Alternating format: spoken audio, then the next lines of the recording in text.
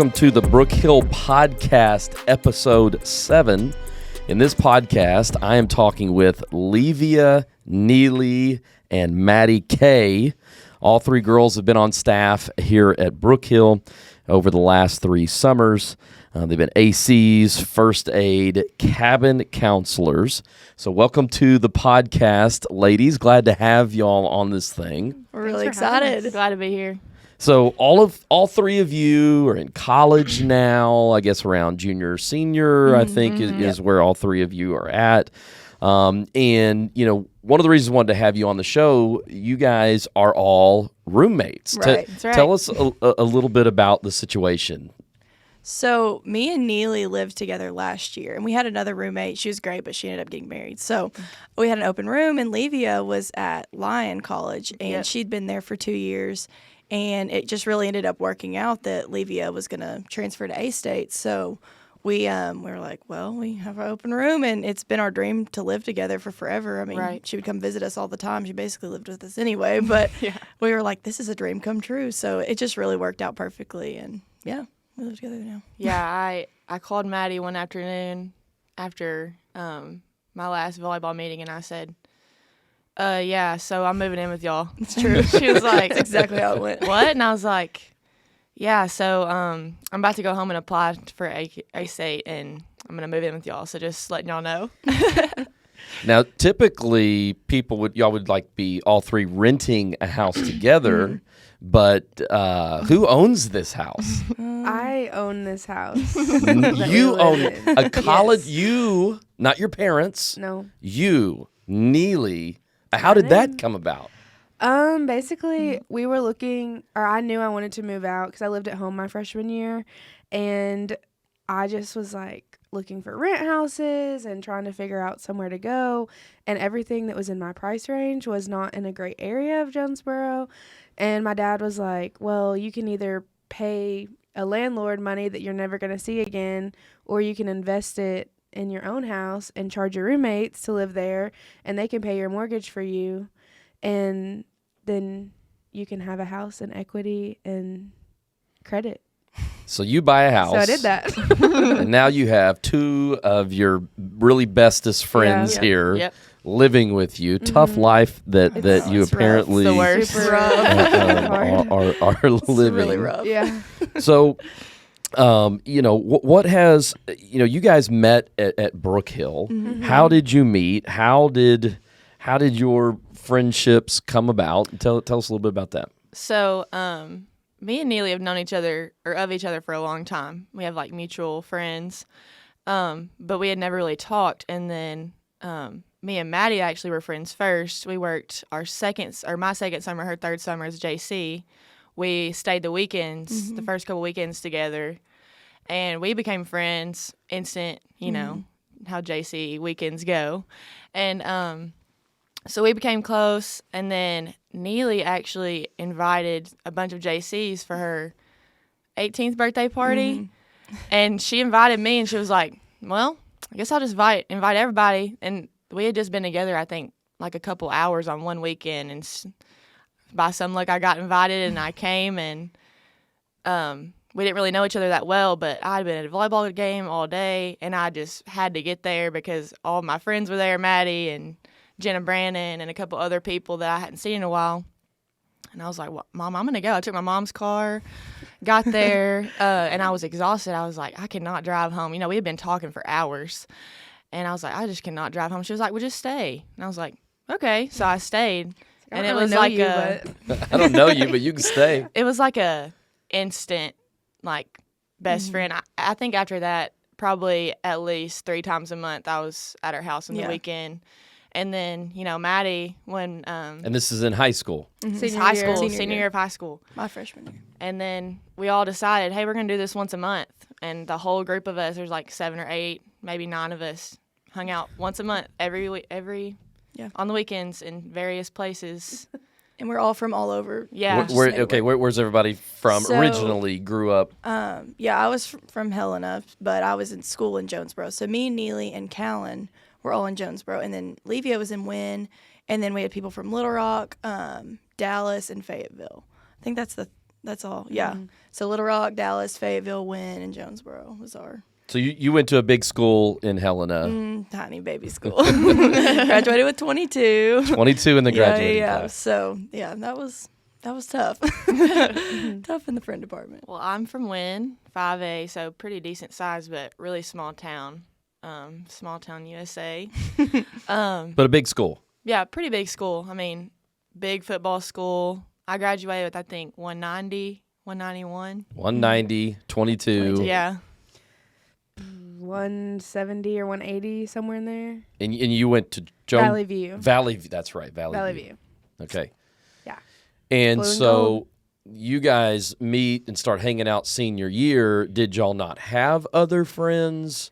What was that like? I mean, you're So, at a small yeah. school, maybe a little tougher to Yeah. find a lot of best friends. So coming out of high school, I had kind of made the decision my senior year that I was going to start following Christ. That's when I really gave my life to the Lord. So I had experienced a ton of loneliness my senior year, just walking through that and trying to figure out, what good godly friends look like, and not really having that many options to pick from. Being in a class of 22, I've gone to school with these kids since I was 4 years old. And not that they weren't great people, I'm not saying Sure, that. yeah. Love everyone. But it was just trying to reinvent myself almost. So going into college that freshman year, I was just very open. I'd been praying a lot for the Lord to bring me community and just to meet a lot of people, and He delivered, because that was whenever I met all these guys. So it was really, really cool.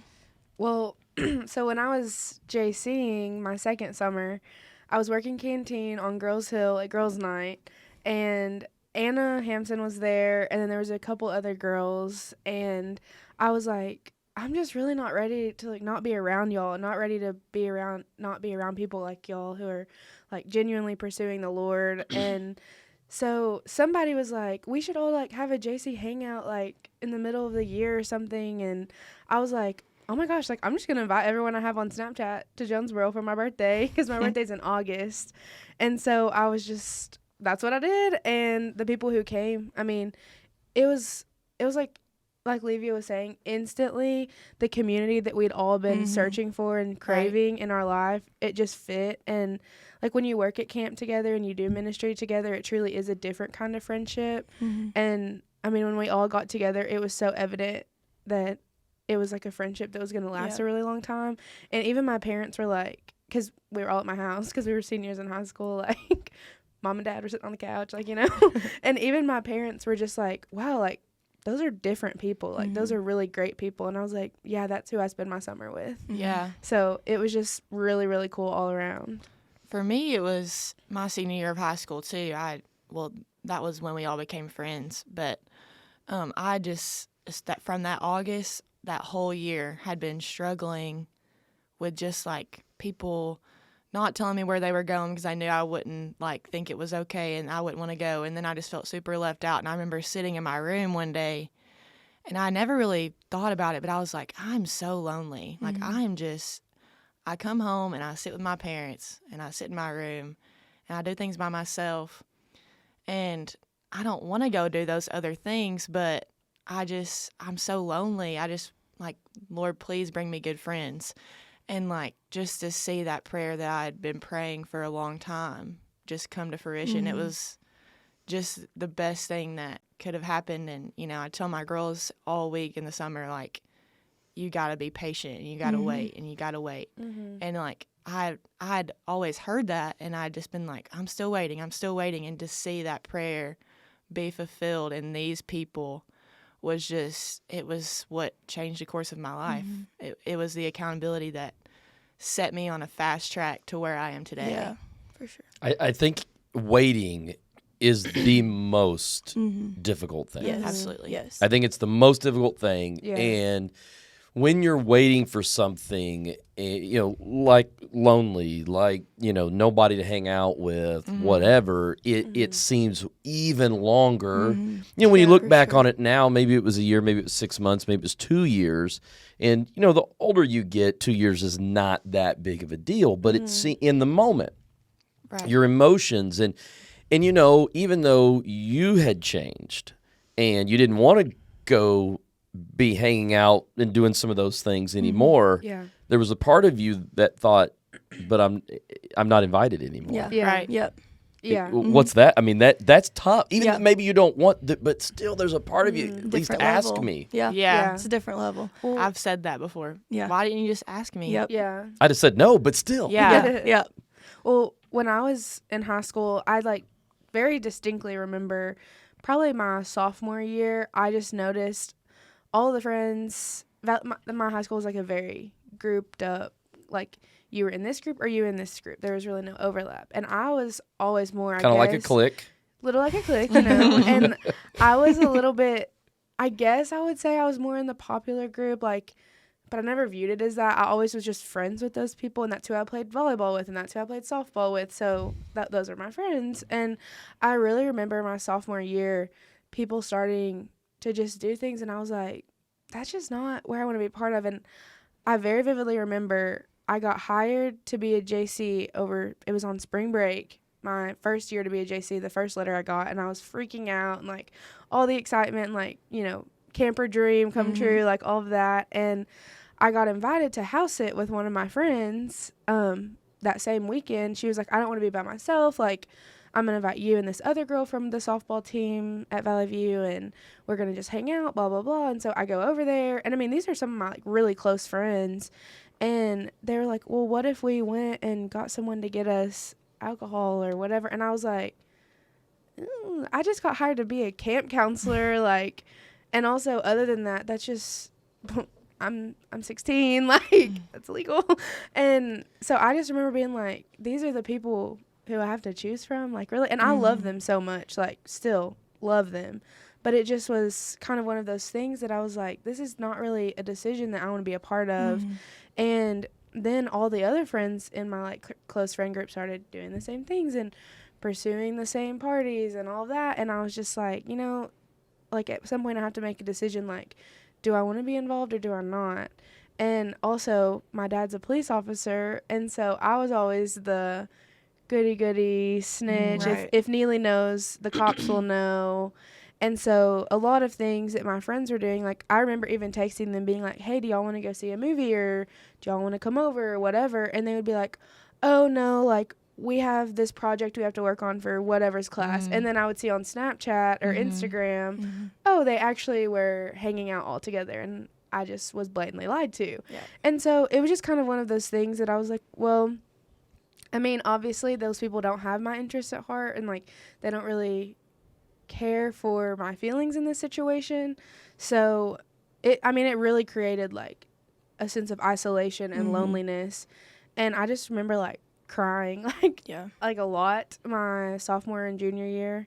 And so I mean and like praying a lot, and these people are just an answered prayer, and like just such a testament of like faith and waiting and patience. I think that's something that is super cool too, that we didn't really realize until, you know, we get in that group of people and we start talking, was that we were all walking through those same seasons at the exact same time. Right.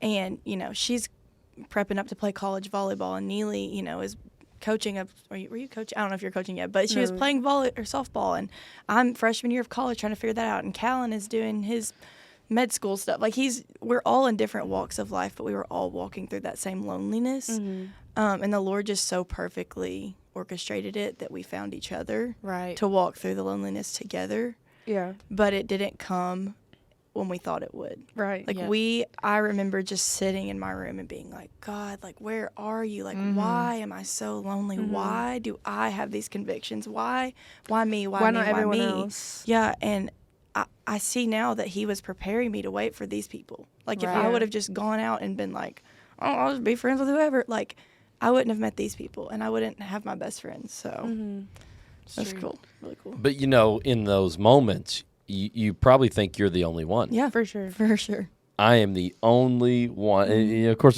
there's spots in the Bible where other people in the Bible thought, you know, God, I'm the only one. Yeah. He's like, get back out there. Yeah. You're not Yeah. the only one.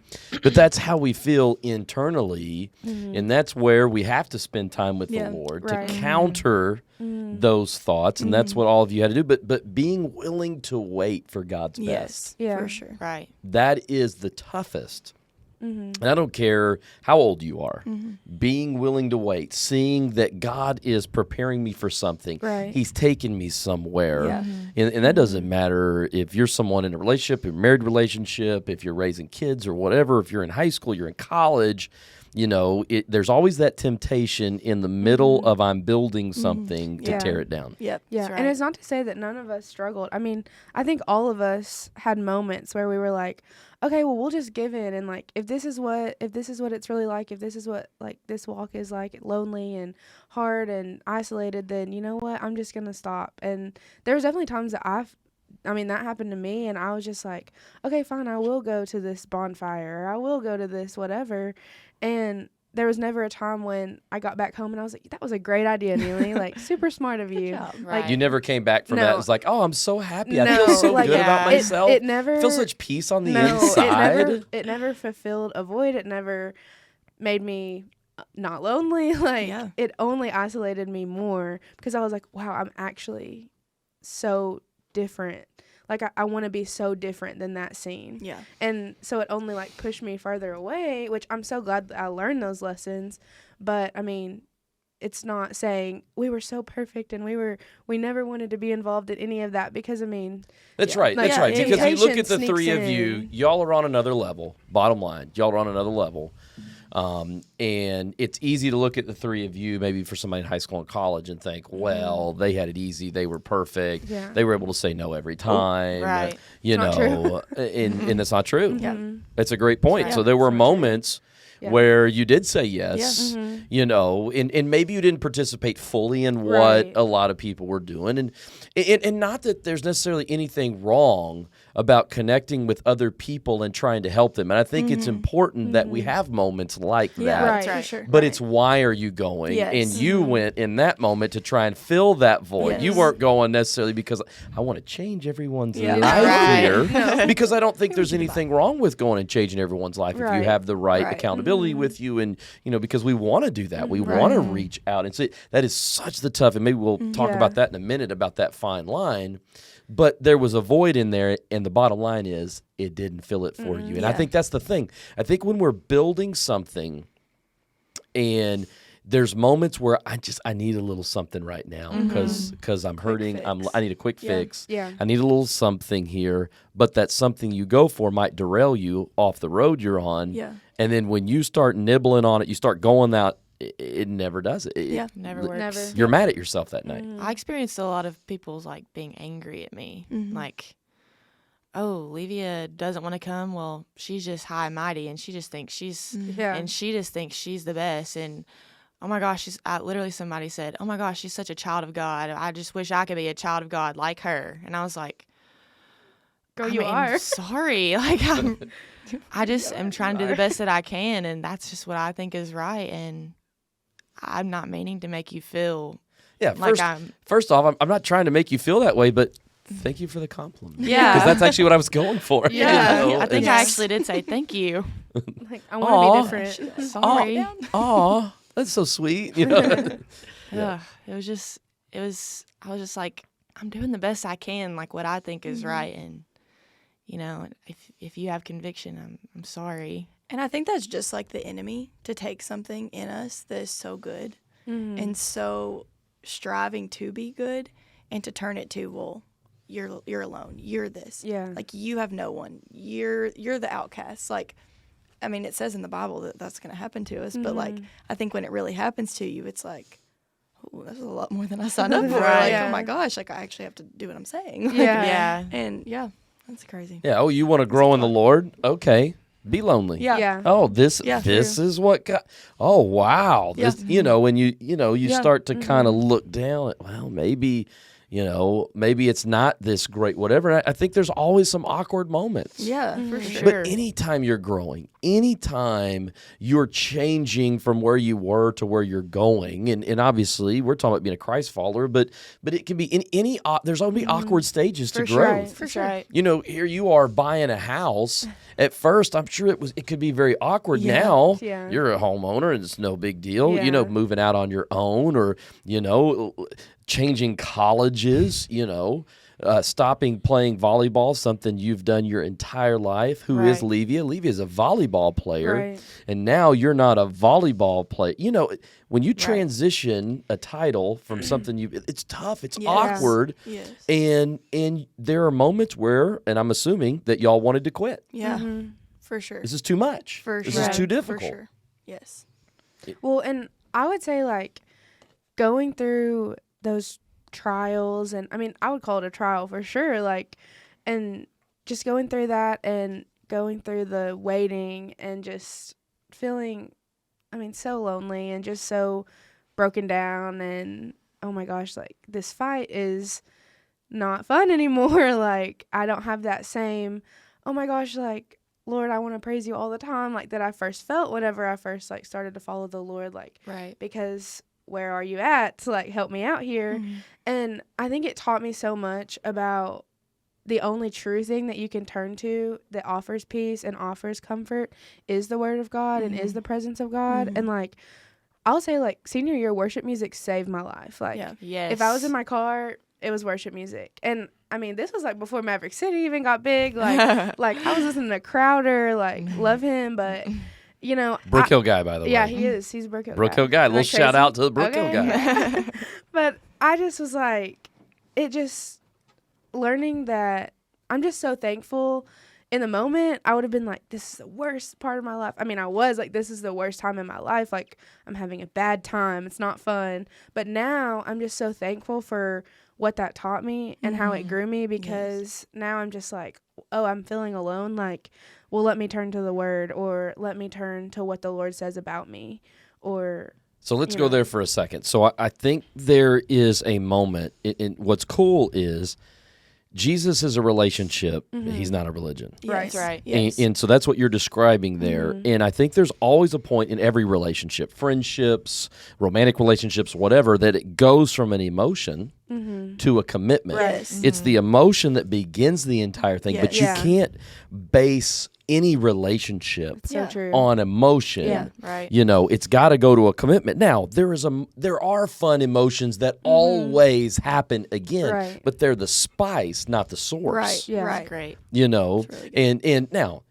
so here's three. Let's go relationship here. 3 friends living together. I'm sure it's perfection. I'm sure it's paradise. I'm sure y'all's 24/7. house is heaven on earth, 24/7. Never have to go. You know what? And roll your eyes at each other, but keep being friends, right? I mean, it's like unlike anything that really anybody's ever seen. And like people, I was with Maggie Pinkston this past weekend, and we were talking about, she was like, y'all just need to go to their house and just hang out there for a little bit. Yep. She's like, it's like sisterhood like you haven't seen. She was like, and I was like, that's so true, because yes, we fight and bicker, but it's not like, oh, like You're any attacking me, hostile. or- Yeah. And like we'll say something to each other that might be a little spicy, and then like maybe like 3 minutes later we're laughing about something like it never happened. It Like- never makes it past. Yeah. Like it's over and You're done. not petty. Yes. No. Never People petty. are so petty and in friendships today, and you're ghosting, and Yeah. you're in your room, and I'm not You're talking to blocked. you're blocked, and I'm not talking to my roommate. But that's Yeah. what we Yeah. get. But you're committed to one another. You're Yeah. you're not. Right. It's not about emotion. Yeah, Right. it's so grown And up. that's what, when you were just saying about it starting as emotion and going into, I don't remember what you Commitment. said. Commitment. Yes. Like that's something I'm not in a relationship with anyone else. So like these are my relationships, you know. So like Are you trying to throw your you want people to, I mean, slide you in the, know. what is that? Slide in. There we go. Yeah, you know, whatever. But like these are my We cannot use this wasn't- podcast for that. anyways. So I was thinking of, you know, as when we first became friends, you know, we're in the car and we're laughing and like obviously we still laugh. But like they're the funnest people I know. But like, you know, we're laughing and it's emotion and we tell our testimonies and we're crying and we're doing this and that. And like it's so emotional, and obviously that bonds you together, which is Right. like, you know, you have to do those kinds of things at the beginning of relationships. But now like making the commitment to love them it's a different ball game, because you know, it's second nature to you, but you also have to think about it like, oh, Levia said this to me, but I know she loves me, so I have to know deep down, like, she didn't mean it that way. Like, Right. it's a conscious every single day thing, choosing to love them and choosing to, call them out if they need it, or Right. do different things, being able to confess things to each other, being able to walk through different stages of life with each other. But that doesn't happen just off of emotion. Like, that happens off of a daily commitment, same with the Lord, but like the same thing. But that's next level friendship. Yeah. Oh, And sure. I think so many people never get to next level Right. friends. Yeah. They Yes. stay on this shallow, you're cool, or you wear Patagonia, or, I guess now it's like you wear Goodwill, but, that's what's cool now. But, that was how we picked our friends. And no one gets to that next Yes. level Right. friendship, Yes. that authenticity, that real. So everything's a joke. And so they're just funny and fun. And when they're not funny and fun anymore, then I'm not hanging out. But that's so shallow. Right. Right. Right. I think my favorite time of like our friendship is on Sundays. And we get up and me and Maddie on one side of the house, making sure Neely's up. We're all getting ready for church. Yep. And then it's whose car are we taking? Whose gas we using? And there's always this little moment where we're like, oh, this is like what we dread every week. We kind of get into the car annoyed. And then we have a 30-minute drive to our church. So we get to our church, and our pastor's really great. And we listen to that message, and we worship together, and we sit together like a family. And you see all these families around with children, and it's just us college girls here sitting together, worshiping the Lord. Some like genuine worship that you might not see all over the place. And then we get in the car, and for the next 30 minutes, after we figure out the eating situation, of course, Obviously. we figure out, Priorities. we're like, man, that was good. Yep. And like, we talk about what we got out of it, Yes. and we apply that all week, and we heard the same message, and we keep each other accountable Right. in things like memorizing scripture. That was one of the Yes. sermons that we loved, and loving people and being financially smart was one sermon. Like Yes. having simple finances, and you would love it. But we like talk about these things all week, and it just sets our week up so perfect. And we go home and we take a group nap, and then we might go to Target and we do homework together. And it's just like doing life together as a Yes. family.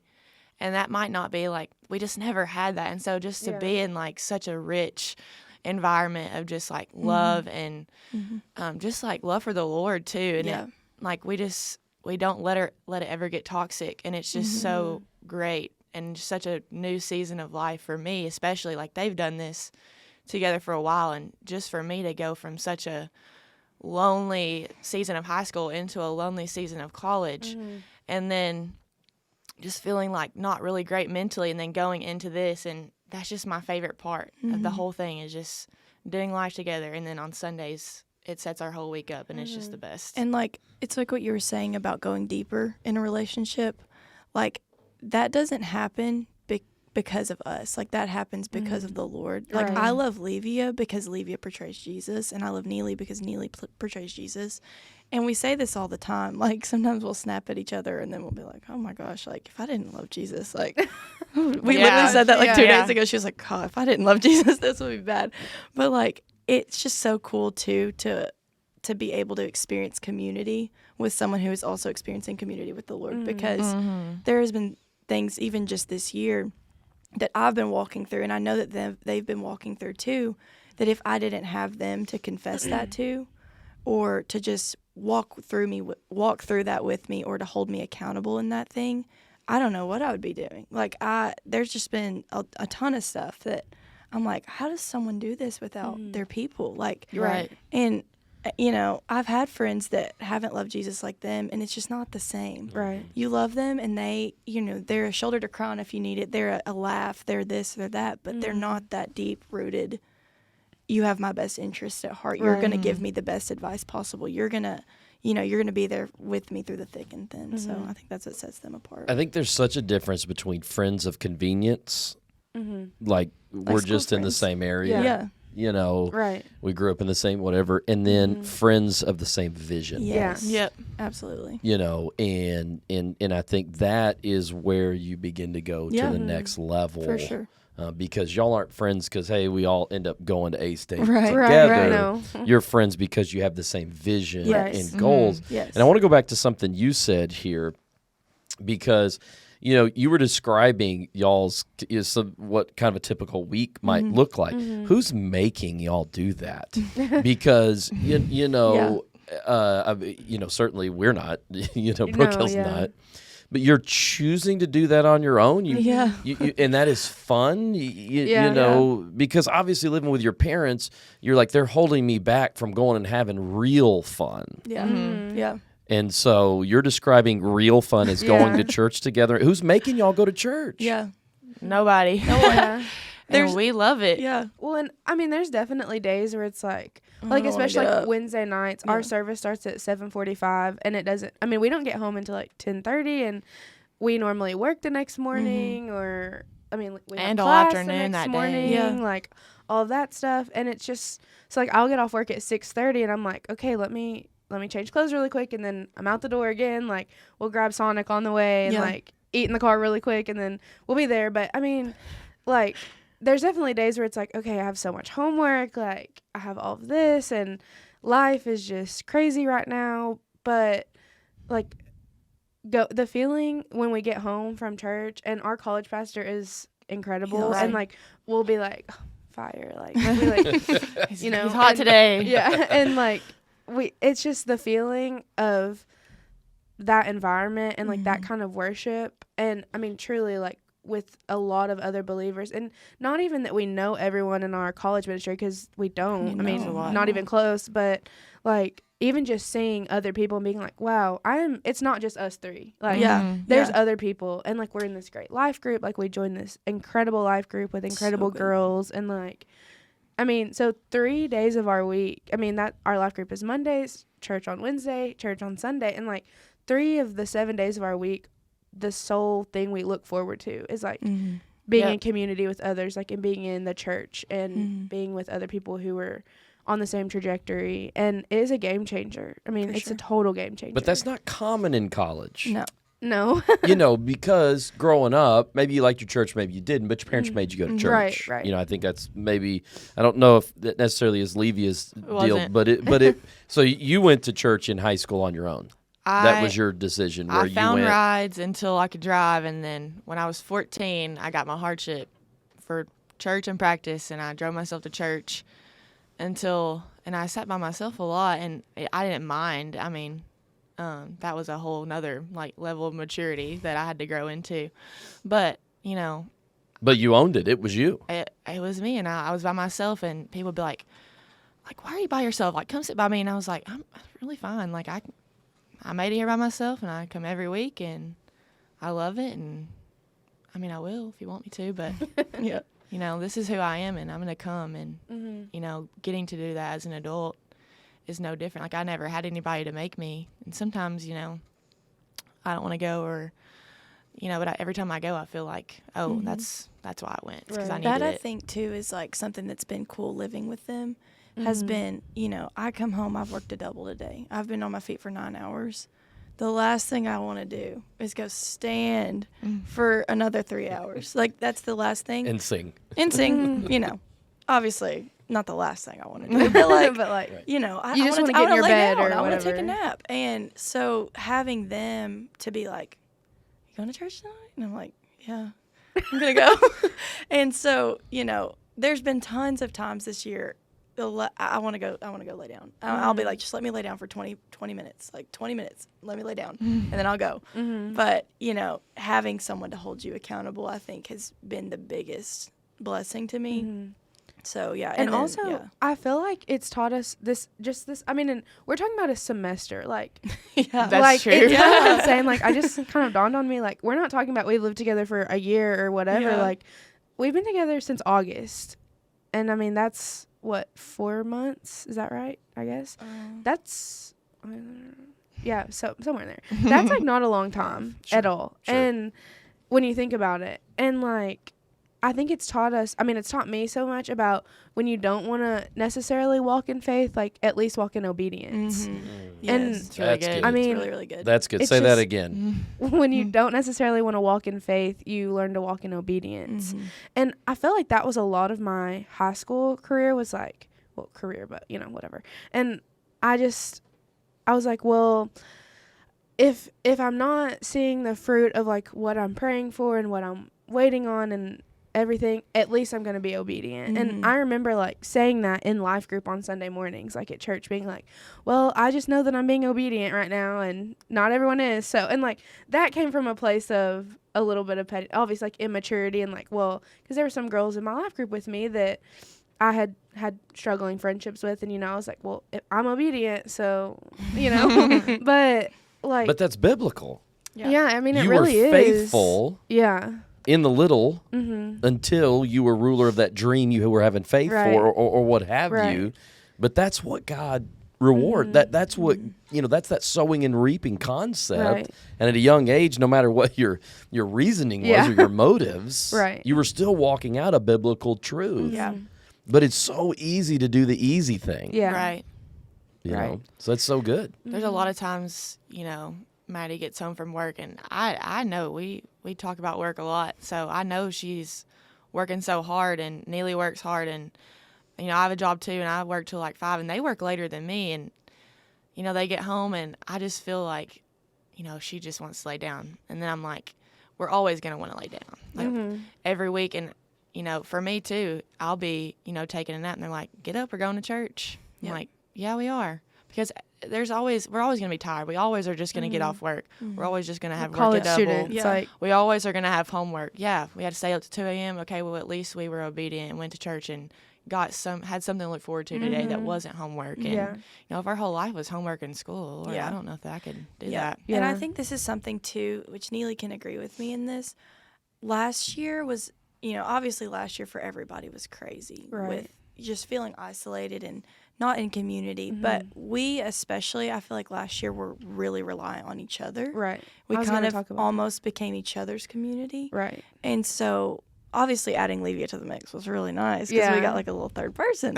But like having something going into this year that I was specifically praying for was community. We were looking for a new home church and looking for, trying to get involved in a college ministry and be very involved in it. And I think that's been the biggest blessing coming into this year that we have found has been community with other believers that aren't our roommates. Just seeing the way that my life group leader walks out her life, or another girl in my life group walks out her life, or some guy at church that talks every once in a while at church walks out his life. Like, it's just really cool what you get out of being in community with other believers if you're not just talking to them, like just seeing them. Like, I was going to say, like, last year, our other roommate, I mean, she's incredible and, like, love her to death. And we still hang out and everything. But she was in a different stage of life. She was applying for grad school, like, master's programs, and literally got engaged at Christmas. And so, and she was, I mean, the whole time, like, she spent a lot of time at her boyfriend and fiance's apartment. And, like, so me and Maddie, like, we're just, I mean, both, like, in a total different season of life. And us walking together, and also we were in the mix of we kind of want to switch churches, and like we just don't feel like this is like where the Lord wants us to be anymore. And then COVID is on top of that. Now all churches online, like all of the churches in our area were still online for the most part. And so it was easy for us to fall into, well, it's online, like we'll just watch it later. And then you never do that. Like, no, you never do that. And or, well, our college service is canceled, so we'll just wait till next week or whatever. Like, and I feel like Levia coming into the mix has been, I mean, for me, like, she's like she doesn't take any. She got a schedule. She doesn't take any slack. She like, has a schedule. She's like, I have a schedule. Like, no, she has a schedule. Yeah, like I'll be sitting on the couch and I'm still in I work at doggy daycare for those of you who don't know, and I'm still sitting in my dog hair clothes, and I'm sitting there, and Levy's like, "You gonna go change?" And I'm like, "Get in the shower." Yeah, Mom. Like, I'm going to like, and I mean, she just no nonsense, and so she's gonna. She really pushes us, and me and Maddie. I mean, I feel like we just fell into this routine of complacency, and well, we are our community, so like, and we are such believers, not so, pushing like, ourselves at all. So yeah, we have like what the Lord calls us to have, and then having Levia come into the mix, it was an eye opener for me. Like, oh wow, like we really were lacking community. But isn't it interesting? The two of you grew up in church, so parents taking you to church, Right. making you go to church. Yeah. Right. Here's someone who wasn't being made to go to church. It's crazy. So at a younger age, that muscle of I own it Yeah. Right. Yeah. Right. is in her. It's very true. And so she comes in and she's like, what are y'all doing? We got to go to church. Because that's who she's been Yeah. for a long Right. Yes. time. Right. And then you guys going to college because that is a tough transition to college because whether you actually ask yourself or you subconsciously ask yourself, you're like, am I going to be this person? Right. That my parents, am I going to go to church on Yeah. my own? I love Jesus. Yeah. I want to be moral. Am I going for me? Yeah. But am I going to go? Because I think there's such an attack on our faith to not get around other believers. Right. Yes. Because there's such power. The more believers that gather, at summer camp, we have, 70 now on all summer staff plus JCs, and then plus the campers. There's such power when you get that many believers together. But obviously, Brookhill is not a full year concept. Right. Right. But church is. And so there is such an attack, whether it's, the enemy, whether it's a spiritual attack, whether it's just internally, emotionally tired or whatever, of getting, because like y'all said, it's so different to be in the gathering. Yeah. Yep. Right. It is. So different. And me and Maddie also, well, my senior year of high school, I started going to a different church than what I grew up in. And I just it was a tough decision. Like I had an incredible life group leader and youth program at the church I grew up in, but I just really felt like the Lord was leading me elsewhere. And I think part of the reason he was because I needed to learn how to seek that out for myself. And so my senior year, I started driving on a complete opposite side of Jonesboro, like 30 minutes to church every morning, and I'm driving a Jeep Wrangler, like I'm getting 10 miles a gallon, and I was like, like, Jesus, can you give me some money? Like, because I need to pay for gas. And it just was like a very, like, that taught me, if I want to be involved in this church, like, I'm going to have to make some changes. I'm going to have to make some sacrifices. And then, like, that's where me and Maddie started going, like, through college and everything. And it just, I'm like so thankful for that season of my life because it did teach me how to pursue that on my own and not relying on my parents saying, okay, Neely, like, come on, get out of bed, like, get ready, like, blah, blah, blah. Like, I stopped being babied in my faith and, like, learned how to pursue my faith as an adult and, like, on my own. And so I just think that was an interesting season for us. And then it brought more, like, well, we don't really feel like this is where we're supposed to be. And then for me, it brought, like, a lot of, I left my church that I'd grown up going to, and now I'm like, well, I don't feel like I'm supposed to be here anymore. And so, like, I was like, did I make the wrong decision? But now, like, in hindsight, it's like, well, it taught me a lot in the moment. So it's just like, you just walk through so many different things. And And I think that too, like, which Levia, you were talking about, she had to drive herself to church. Right. Neely and I didn't have to do that growing up. But that's not to say that having a relationship with the Lord or, like, finding a relationship with the Lord was easy for us. Right. Because I didn't know that. Like, I didn't realize that finding a relationship with the Lord and forming that was me, like, having to seek Him every single day. And so I think that is the difference between someone who is diligently following Christ and someone who is like, oh, they're an Easter Sunday church goer. They're a church service or a Christmas Sunday goer, And that was something that I didn't expect because I was like, well, I go every Sunday. I go every Wednesday. I know all the books of the Bible in order. Like, I can say all these things. And, like, for me, I was like, oh, I know God. Private school. Yeah. Pastor's grandkid, And so I was like, oh, I know all these things. I know God. But it was seeing, like, oh, I can be in that situation 2 days out of every single week and still not have it and still not feel it. And that's just something, too, that I've figured out in college is, like, now I really, really have to seek it because I'm in charge of me. Like, my mom isn't saying, Maddie, get up, get out of bed, go to church. It's Maddie saying, okay, Maddie, you need to be there today. You actually have to be there today. Like, you need it for the week. So, I think we make excuses in both. yeah. Well, the reason I don't go to church is my parents don't. And so, so you could have made an excuse and not gone. And I think you guys for having your relationship with, well, I go to church. But that doesn't mean you're having a relationship with Jesus on your own. Right. I know about God. That doesn't mean you know God. Yes. So I think both could have, oh, well, it's easy for Levia because she gets to decide that on her own, or it's easy for y'all because your parents take you. I think no matter what, we always have the excuse for why we're not making a decision on our own. Right. Well, and I grew up going to church very sporadically. Like, I played volleyball in the spring and softball all through the summer, and every single weekend we were in a hotel somewhere. Like, we were never in Jonesboro on the weekends. My mom was a teacher. My dad works at a sheriff's office that's closed on the weekends. So it's like, it was me and my mom and dad were all in some other state or in a different city or whatever. And growing up, I remember like very vividly being like, well, we never go to, I feel like we're never in church. And my mom was like, well, but that's because you play sports. And I remember being like, it's such a weird concept that like people who play sports, they have to choose between, like, that was a very strange concept to me growing up. But I feel like, well, now our pastor at our current church, like, he said one time this statistic, and it's like the number one way to to ensure that your kids don't pursue like going to church and staying in the church on their own into adulthood is by attending very sporadically. And I like, it's like a statistic or whatever. And I was like, oh my gosh, like that was me. Like, and that's not saying my parents are at fault for that. I mean, I was the one begging to play volleyball and softball, and I'm so thankful for the lessons that those sports taught me.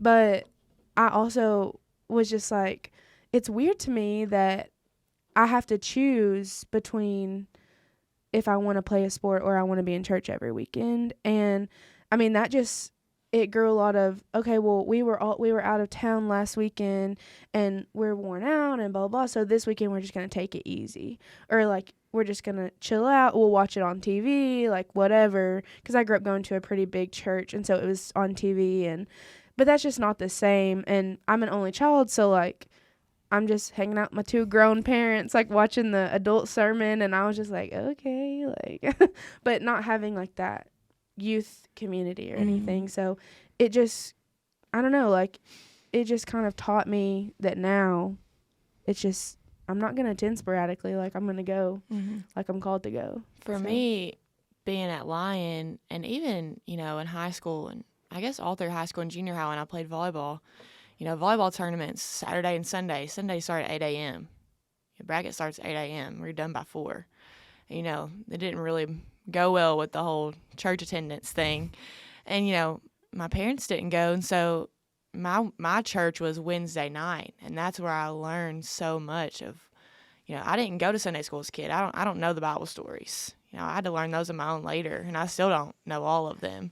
And most of what I know is what I hear on Wednesday nights in the sermon, and then now in college, learning all this stuff as I go. And, people will be like, well, this one thing about them, I'm like, actually, I don't, but tell me about it, And so playing volleyball those years, we had JO practice in the winter and spring.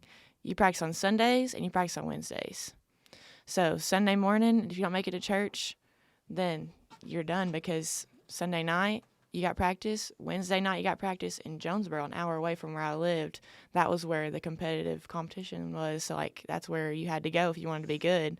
And so it was hard because, at first we were practicing on Thursdays, and then I had gotten into this, like, club, and I was loving it, and I'd grown so much. And then the next year, they were like, oh, we're practicing Wednesday night at 8 o'clock. And I was like, oh, well, I got church. And they're like, well, you don't anymore. And it took a huge chunk, like, out of me. Like, it hurt me every week. And, I'd be there all fall, and then I'd get in the spring, and my pastor's like, where you at? And I'm like, I'm at volleyball. And he's like, all right. And then on Sundays, I didn't, at this point, want to go to church by myself and sit in the pews, 12 years old, 13 years old, 14, by myself. I wasn't secure in who I was enough at that time to do that. But, I was going to Sunday school, and then I'd leave because I didn't have nobody to sit at church with. And then Wednesday I had volleyball practice, and not that I think that that's bad, but there was no podcast I could listen to, or we didn't have online church, and so that took out a huge chunk of what I was doing. And then going to Lion and just being like, oh, well, volleyball takes precedence. And the first 3 weeks of my volleyball career in college, we practiced 7 days a week, 8 hours a day, starting at 8 a.m. and you got breakfast at 7 altogether. And so it was like, I was like, thinking, oh, I'm going to go here, I'm going to be independent, I'm going to start going to church by myself, in a different city, in a new church, and I'm going to find a home church. And it was like, no, you got practice at 8. And we were like, oh, I was like, oh, we have practice tomorrow? And they're like, yeah. And I'm like, so no church? And they're like, oh, no. And I was like, oh, and then, they're going to a church that I'd gone to with them my senior year of high school. And I was like, I just wish I could go. Like, I just want to be there, getting back at 2 a.m. on a Saturday night from a 6-hour drive playing a double header. And, I can't even open my eyes at 9 o'clock to get up to get ready. And then it was like I got in this complacent over and over. Oh, well, I'm tired. And, oh, well, I had practice. And, oh, well, I have practice this afternoon on a Sunday night. We got a game tomorrow. And so, like, it's just too much. And, like, I need to rest at some point. At some point, I got to do my homework. And I just let myself dig into this hole of not making myself go after I'd gone for so long on my own power. And I would just look at everybody and be like, you have it so good. Like, I didn't even feel like there was a church there that I had been to that I even liked. And so now thinking back, I was just in this like deep hole of complacency and, oh, well, I'm a counselor at Brookhill. So like, I can just grit it through and I can just survive and it'll be fine. I did try to survive it and I did try to change it and I did try to lead it better. But eventually I just had to change where I was at. And so being in this new season, I'm eager to go because I don't ever want to go back to where I was, the last 2 years. And at some point, if you're not getting filled up, you have nothing left to give. And then you start going downhill in the direction that they're going.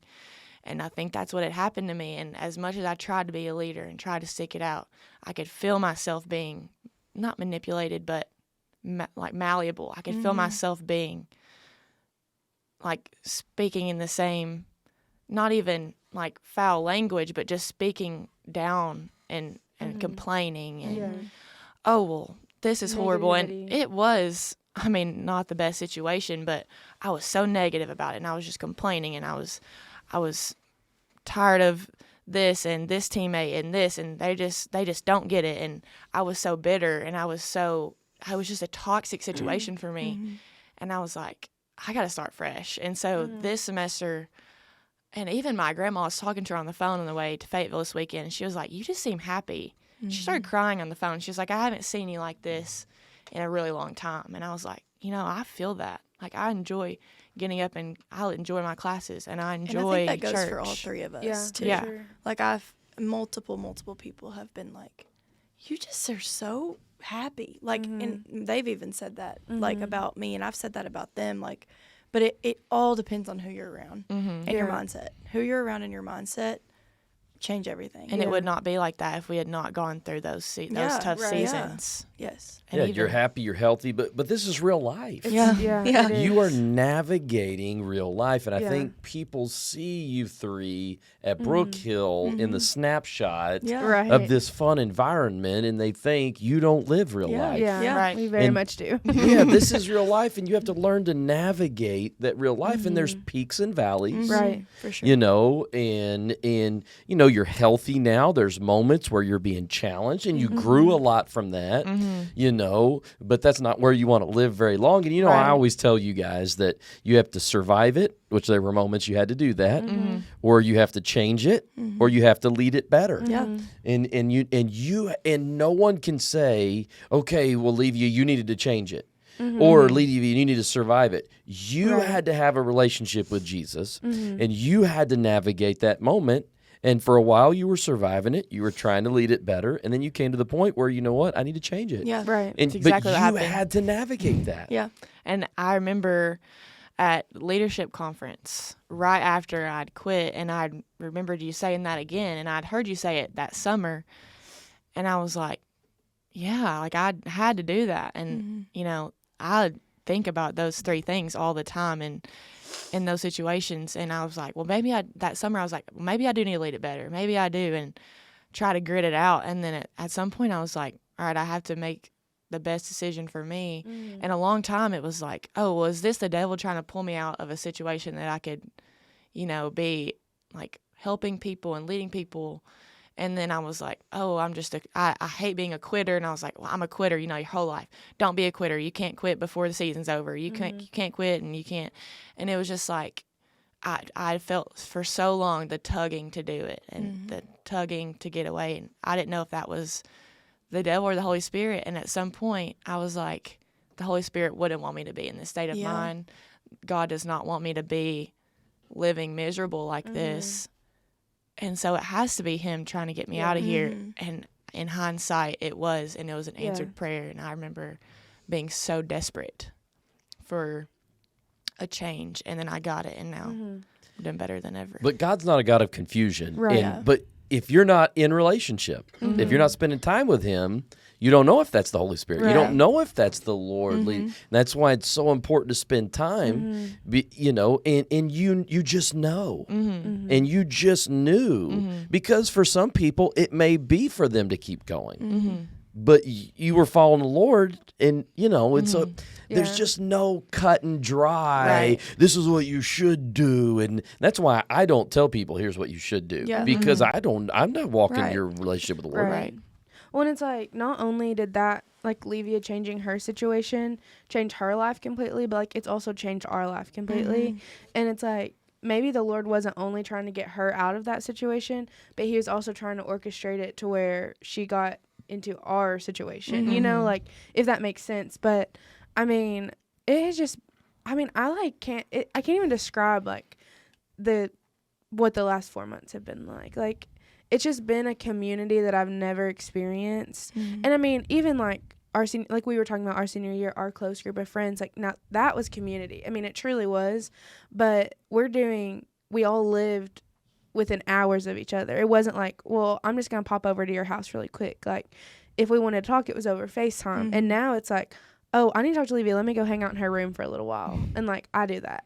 And a lot. And so it was just the like, commonplace. it's just been a whole different environment and something I've never experienced. And I've never experienced living with people my age, like, or even close to my age before. Like, coming from being an only child, and I always lived, like, out in kind of like the boonies, I guess. And so there was no established neighborhood with kids running around. Like, I've just never had people like my age who I've been in community with every single day. And so it's just been insane. Like, I don't even know how to describe it, really. It's just been crazy. I love this for the three of you. Just because at camp, the two things that campers want, or JC's or staff wants prayer about the most, is family and friends. Right. Right. Yep. I mean, it's always, hey, my family's going through this, or what have you, or it's, I don't have any friends, or I need to change friends. And so, I love getting to talk about this, because I know that this is something that they want to hear about. It's something that they need to hear about. Yes. And so I love this for the three of you. Yes. That's something too, like, we look at each other a lot, and we were a lot at the beginning. Now that we're more used to it, we would look at each other and just be like, I just can't believe that we get to do this. Like, this is real life. I can't believe we get to have a sleepover every single day. Exactly. And, like, Mega bed. and literally on Christmas, it was like a few days before Christmas, and we were all still working. We hadn't really gone home yet, and we had all of our Christmas presents for each other. We made a mega bed in our living room. We, like, pulled Levia's king size bed in there and, like, strung lights up, and we Christmas quilt. we slept. You made a mega bed. We We did. did. And We we have a watched, picture. and we watched a movie. Watched a Christmas movie, and then we woke up the next morning. Then we gave each other our presents, and I was like, I remember being like, this is my family. Like, these people are. I mean, obviously, I have a great family that I come from, but these are my college family. Like, I spend way more time with them than I do my mom and my dad. Like, and so it just, all that to say, like, the people you're choosing to spend your time with will make or break who you are, and will make or break almost not your relationship with the Lord. They will make or break your walk with the Lord. Like, they will either push you towards Him or push you farther from Him. And it's just a lot about who you're surrounding yourself with. But I was thinking about it the other day, and thinking about, high school when we became friends, and I was just thinking, like, from where I am today to applying as a JC, I just am just the most different. yeah. I'm a totally different person. I remember I applied to be a JC on the very last day, both years I JC'd. Last day, postmark, So last not day. you. Postmark. It's not me. And it was coming from so many feelings of I'm not good enough, or just like I'm not worthy. I'm not worthy. Yeah. Randy Eubanks, I could never be like her. Oh, you know, God, she yeah. was Who my can? hero. No one. Yeah, for But, real. you know, I was thinking like Laura Saunier, you know, Kelsey Kimson, I could never, that's not me. Like, I'd known that I'd wanted to be a counselor since the first time I stepped on the ranch. And I'd never been validated by my friends in any way. I'd never felt like anybody had anything they wanted to say to me. I felt like all of my friendships were one way, like just me giving and never receiving. I felt like I was so inadequate and nobody cared what I had to say or that it was important. And I applied on the last day of first year, and my friend that I came with forever did not apply. So it was a big deal for me to do something on my own without that comfort. And I was young, 16, and, you know, I did that summer, and I worked 2 weeks that summer, and Maddie Lichtenberg came up to me and said, you know, Levia, you're doing a good job. And she's like, you're making a good transition from camper to counselor. I'll never forget those words that she said, and that validation. And then applying the next year, I was like, did I do a good job? Like, I don't know if I even like made a difference. And I leaned on those words. I was at a volleyball tournament. I had to take my picture with the Polaroid that I had in my backpack and attach it because I'd brought that. My mom had brought the application. I didn't even bring it. We postmarked it in Cabot, Arkansas, staying at my grandma's house. Like, it was just like that push from the Holy Spirit to do it. And then I'd worked that second summer, first week in the Phillies, which is where I am now, and then under Katie Campuris, and I just had the best time. I met Maddie, Abby Lichtenberg, Emily Groves. We all JC'd together, Riley Birdwell, and just all these names that now are like some of my best friends. And, you know, after the first week and just like getting to do that, I knew that I wanted to be on all summer. And then, you know, applying for all summer was a whole other thing. And, you know, I was like, oh, I was never, you know. And then I'd been in community with all of these other JCs that were working and had grown. And I remember Callan looking at me at Christmas. We all went to Silver Dollar City, and we had all, like, were just talking, like, all night long. And he was like, Levia, I just don't even recognize you from when I first met you. And I was like, you're right. And I was like, I'm a different person. And it was from that community that I had then, that senior year, once a month, maybe, you know, maybe once a month. Yeah. And so, and this now living with people that I've been in community with for so long and just like getting to do that every single day, you know, that fast tracked me. That changed my life. That was the accountability that put me where I am today. Right. And I look back at that person that felt so inadequate and felt like I wasn't enough. And I just think, what if there's a girl in my cabin that feels like that? Or what if there's a JC in my cabin that feels like that? And like they can be like this. And it's up to me to, you know, validate them and make them feel important and, you know, ensure them. Like, I tell the story of our friendship every week in my cabin for the last 2 years, hoping to give comfort that and waiting for the Lord, this is what it is. And, you know, they see our relationship at camp or even at home. Some campers we see all the time. And they're like, oh, well, I want to be a part of that. And they want to be a part of this legacy too. And it's just like this friendship is rooted in Brookhill. But now that it's real everyday life, it's just on a different level. But I guarantee all three of you went to camp with different people as a camper. Oh, yeah. Yes. And when you made the decision to be a JC, you know, I know that there are people that don't JC because their friends don't. Right. Yeah. And they're so missing out Yes. because that's where that separation begins to happen. Okay, we went to camp together because we were friends out of convenience. But I'm going to apply, and then I'm going to meet new friends because we're all on the same vision. Yeah. You know, we may not be on the same volleyball team. Right.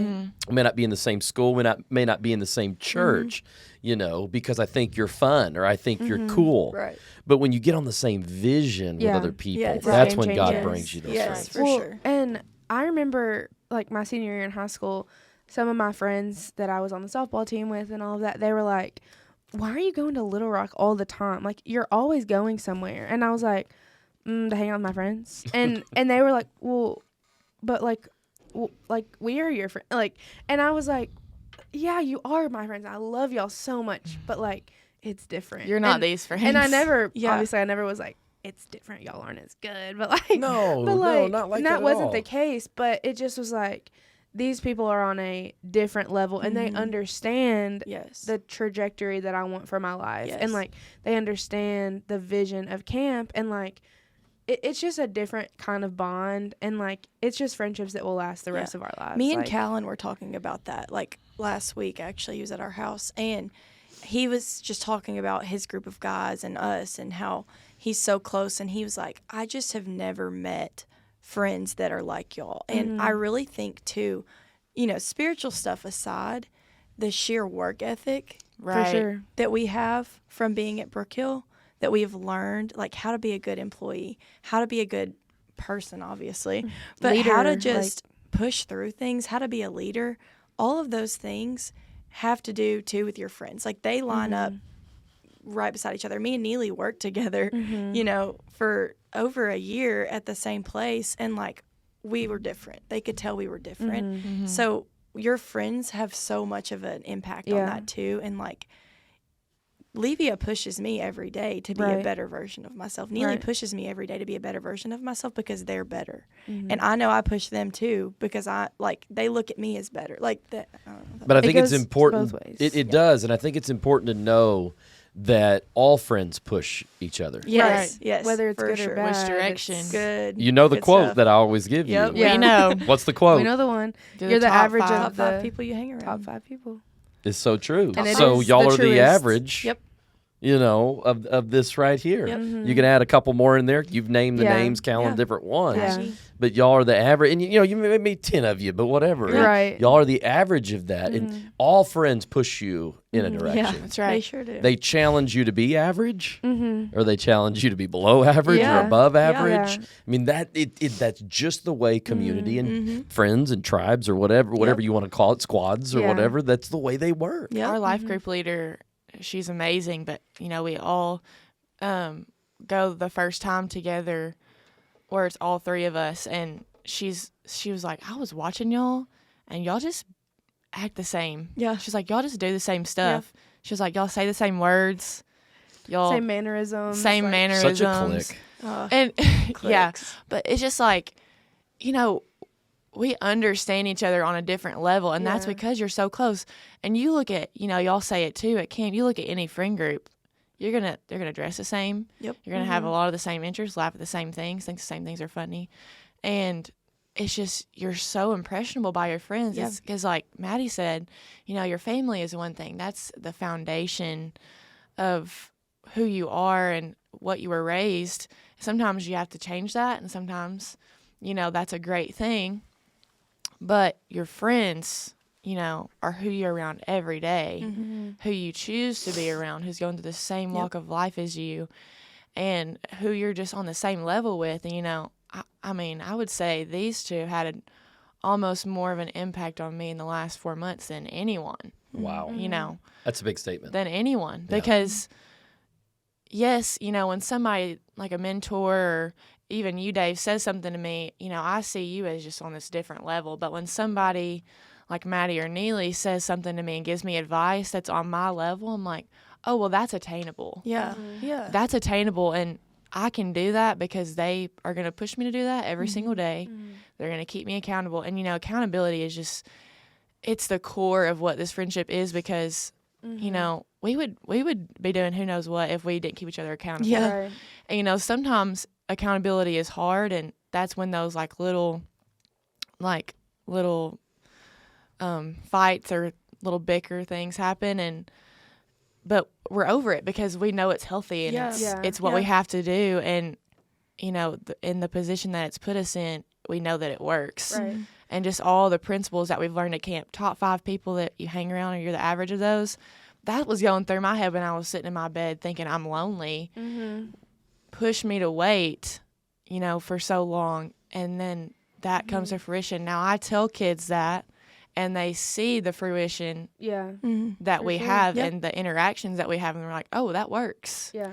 And Them this is seeing- like Well, your core camp volleyball, principles. you said I Yeah. was just starting to complain. Right. They were pushing you in a direction, And that's why it's tough to be lonely, but sometimes you have to be because you can't afford to be pushed by these other people because it can take you in the direction you don't want to go. That's exactly right. Well, and I remember like in high school too, like thinking, well, if I'm going to be the average of these 5 people, like I want to make sure that they're better than me. Like, That's it. I don't care. I want to be the worst of my like, group. I want to be the worst weak person, the like least spiritually mature, or at least whatever. Like, I want these people to be better than me. And then also there was times when I was like, oh, well, that's not true. Like, I can change my friend group, or I can be the difference, or whatever, and whatever it is. And then I just, it never works like that. And I mean, from experience, like if I'm going to be the,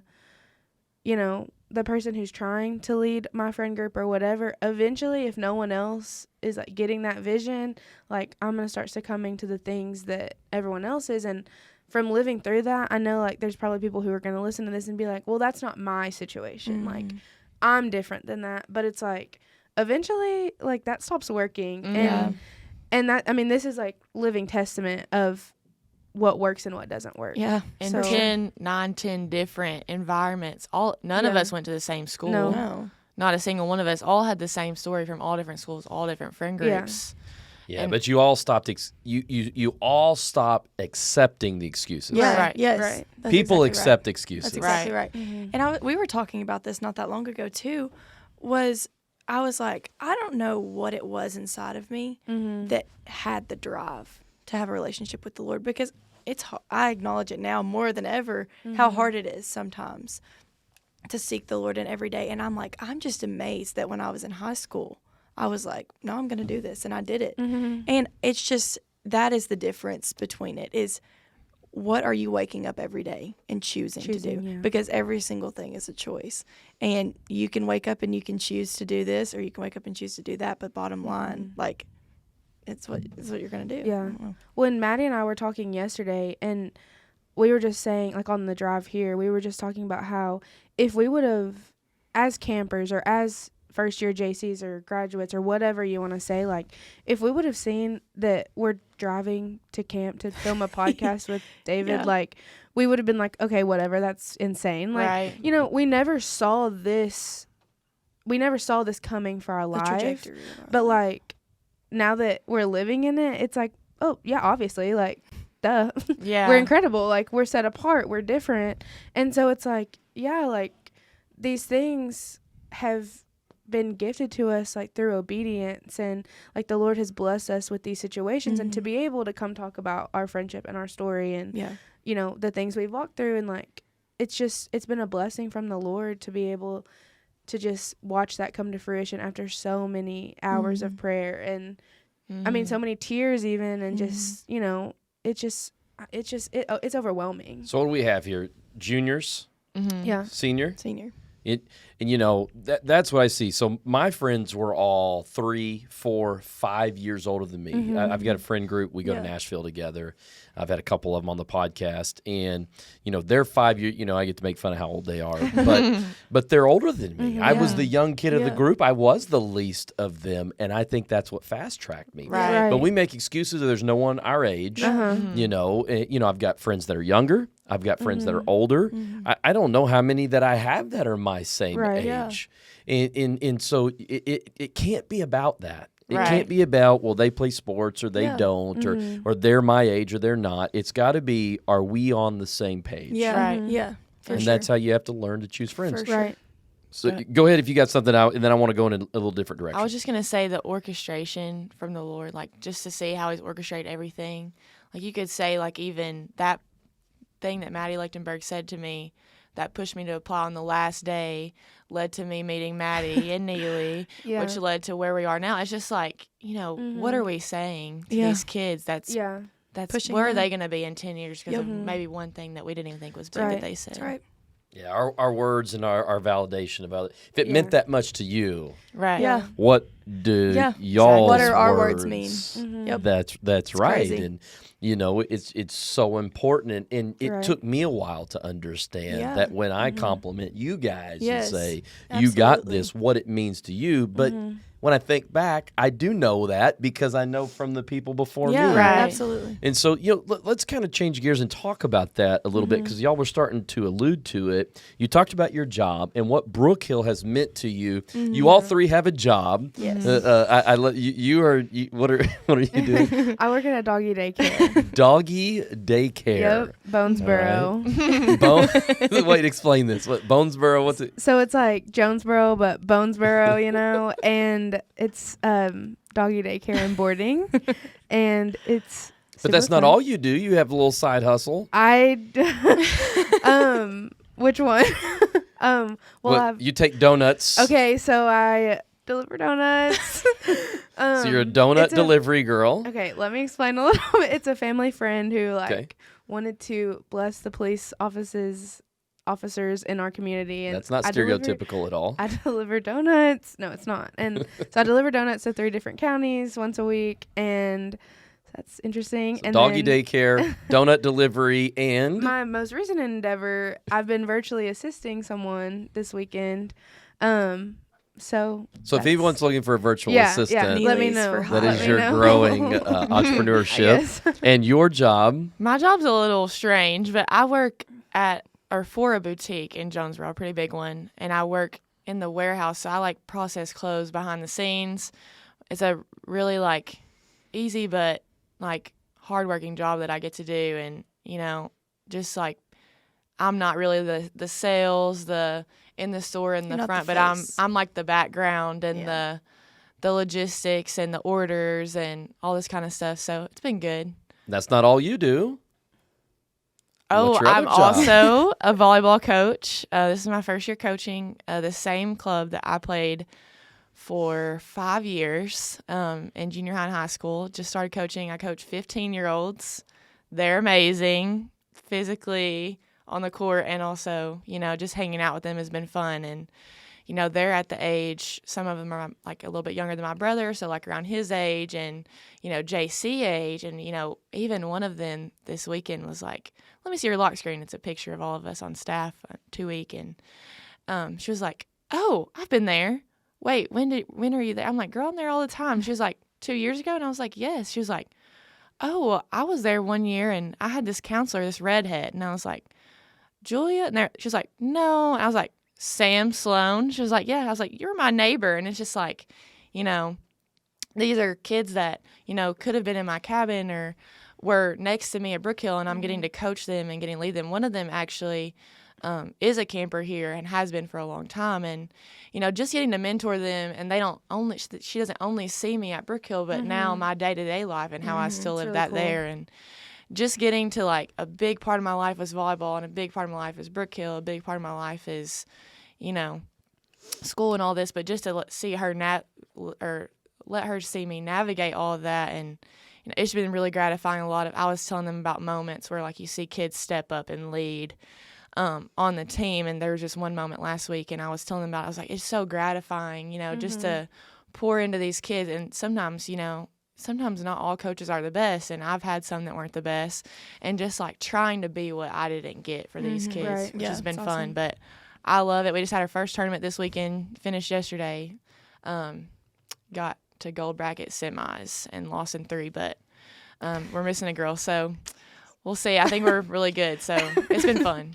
Got to step up on that. Phillies are champions. I know. They're not. It's true. They're not third place. So. Well, No, I'm messing with you a little bit. Okay, so and what is your job? I'm a barista. Barista. I work at a coffee shop. It's drive-through. It's fast-paced. Super fun. And what's the name of it? It's called Shadrack's. Shadrack's, like the Famous. Bible. Like the Bible. This is Yeah. Jesus coffee. Yeah, we're closed on Sundays. This is like the Chick-fil-A of Yeah. coffee. We actually get It really called that a is. lot. It's Okay. very, very good I like service. that. So how has Brookhill, you alluded to this, I want to touch on this just a little bit. How has Brookhill affected your leadership? How has do you feel like it's changed you? Do you feel like it has put you on another level? And maybe, if you say yes, okay, tangibly, what are some Right. practical things you feel like Yeah. you're different or separated? Yeah.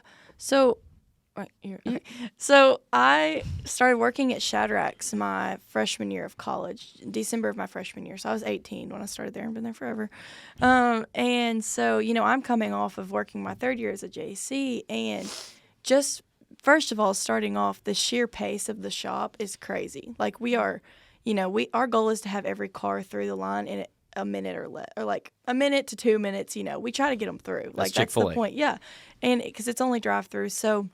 The training process is intense. I mean, you memorize all the recipes. Neely worked there too, so that's fun, And so the training process is pretty intense. You memorize the recipes, and then just learning shop awareness, learning, oh, this needs to be refilled. This needs to be, I need to sweep up the floor. Someone spilled something. Like, I have to have good customer interaction. Like all of these different things. And the guy that was training me at that time, he was like, you just kind of picked that up pretty quick. And I was like, yeah, I mean, I worked in canteens, so like I know how to make drinks. And, like, I talk to parents, so like I worked in canteen. No, I literally told him I that. don't know if y'all know, but I was a mixer. I was a mixer. But so I was like, yeah, like that's why I picked that up. And then he was like, your customer interaction is so good. And I was like, I mean, I talked to parents at camp, like this is as a JC, so I hadn't even really talked to parents yet or anything. So he was just amazed at how much I knew going into it. So, that led to me getting promoted pretty quickly on. And, I got promoted to a shift leader. So that was pretty cool. But, that's just something that just continually comes about in my workplace, but also just in my school life is what I've noticed more this year too, the leadership. It's just people seeing that we're different and people being like, oh, you already did that job I was going to do. Oh, thank you. And leadership through hard work. We I talk think, about too. that. Yeah. We talk about owning your area, Yes, right. seeing the need. Yes, yes. Yeah, and then another one was like earlier this year I changed my major to physical education.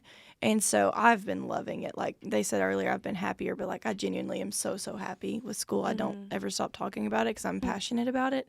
But my teacher pulled me aside one time after I was teaching a lesson plan, and she was like, I just have never seen someone who can lead a lesson like that. She's like, we just don't have people like you.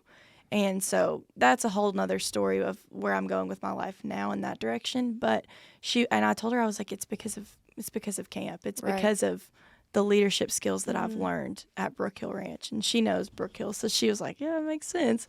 But it was just really cool to see that. Even like teaching hodgepodge has taught you how to lead, like literally activities like that. Hodgepodge is crazy stuff, but like it's taught you how to lead physical activity, Yes. And then just at work too, leading not in just hard work, but also leading in conversation and leading in, are we complaining about what we're doing right now? Right. What are we saying when the windows are open with the customers right there? Like, are you complaining about having to hand this drink out or whatever is happening? Like, people have just noticed that kind of thing. And then there was also this one scenario, like, this is about 2 years ago when I was there, but, I had this person I was working with, and he just made the comment to me. He was like, Maddie, like, why don't you cuss at work? And I was like, I just don't. Like, and, through that, I got to segue into a conversation. Like, let me tell you why I don't. But people notice things and people pick up on things. And whenever you are doing something that way, it pushes everyone else around you to also be that way. So really, really has been cool to see the ways that Brookhill has changed and shaped my leadership. And every single day, I feel like I'm growing more in that. And I feel like that's something cool, too, that we push each other in. So it's really cool. Well, I'll talk about my job. Okay. So I knew that I worked, like Maddie said, I worked at Shadrack's for 2 years, and it just like was time for a different season in my life, which happens to a lot of people, so it's fine. And I just started looking and I called randomly this doggy daycare. It's like 10 minutes from our house, and I was like, I love dogs, like I'll work there, that'll be fun. And so I called, and they just said, they were like, oh yeah, come get an application, one of our employees since he's starting school, he's only going to be able to work weekends. So like we're looking for someone else during the week, blah, blah, blah. So I go in, and the owner was there. And as I'm filling out my application, she was like, well, do you actually have time for me to interview you? And I was like, yeah. So she interviews me on the spot. and was like, well, I'll call you this weekend. And I was like, okay. Like, it was a Saturday I went in, and she was like, okay. Or I said, fine, yeah, call me. And so literally the next day she called me and she said, I really want you to work for me. She's very like blunt and to the point. She's like, I want you to work for me. And I Didn't wait. said, well, I want to work for you. So, okay. And she just was like, I'm just like really excited about you. And she was like, I can tell you're just going to be a really good one. And in that moment I was like, I mean, we had a 10-minute conversation, maybe. Mm-hmm. And the interview was like, what's your work experience? And I was like, coffee and summer camp, not exactly animal experience, but you know, stuff like that. And she just, from the phone call was very like, oh yeah, well, whatever. I mean, I'm willing to do anything to have you. And I was just like, okay. It was just like something I never experienced before. And then I worked my first day, kind of learned the ropes of everything, worked my second day. And then at the end of my third day, she said, hey, will you stay for just a little bit, like after everyone else leaves? And I was like, oh yeah. And I was like, oh gosh, like what have I done? Like, I've been here for 3 days. I don't think anything happened, but okay. And she said, I want to promote you to be a manager. And I was like, okay. How many days? 3. I was like, okay, sure. Like, what does that entail? And she was like, well, you'll be doing all the computer work and scheduling and scheduling for boarding and having a key and alarm access, and you might have to come up here at night sometimes, blah, blah, blah. Like, you'll be on call basically. And I was like, okay, like, yeah, for sure. I mean, I'm not going to turn down, leadership position. And I said, did I do something that like made you notice? And she was like, well, you started like sweeping without me asking. Come on. Or without anyone asking. And I was like, well, there was hair on the floor, so I swept it. Yep. And I was just like, I mean, to me, it's like that's second nature. And I was like, if that's like all I have to, is that like what the workforce is like these days? Yes. Like I'm just sweeping. And she was like, and you just didn't sit down. You didn't sit. And I was like, I didn't know I was allowed to sit. She said, well, that's what the chairs are for. And I said, oh, I thought those were for the dogs to sit on. And she was like, no, they're for you. And I was like, oh, okay. I just didn't know. Like, we didn't have chairs at Shadrach. So I didn't know that. And so it just, I mean, by my third day, she could tell that I was a different breed of employee. Yeah. And I mean, where did I learn how to sweep when the floor is messy?